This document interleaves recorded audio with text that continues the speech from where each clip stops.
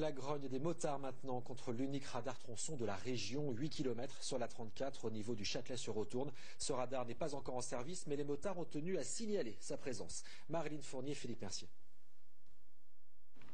Ces derniers mois, ils avaient obtenu de ne pas porter le gilet jaune et d'échapper au contrôle technique obligatoire pour les motos. Cette fois, c'est la prochaine mise en service du premier radar tronçon de Champagne-Ardenne qui les a mobilisés. Ils étaient 250 de la Marne, des Ardennes, de l'Aube et de l'Aisne à se retrouver aux abords du radar. Objectif, le signaler aux usagers. De toute façon, il faut respecter les limitations de vitesse en vigueur. Ça, il n'y a aucun problème là-dessus. C'est simplement informer les usagers qu'ils rentrent dans une zone dangereuse puisqu'un radar est implanté.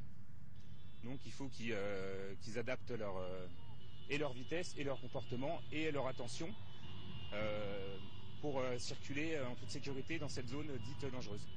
À ce jour, le radar n'est pas en service. Il le sera dès que des panneaux de signalisation auront été implantés.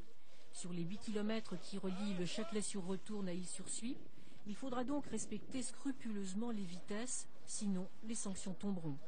La Fédération des motards en colère a donc voulu intervenir dans le cadre d'une démarche citoyenne, mais l'état d'esprit était aussi de lutter contre la multiplication des mesures répressives.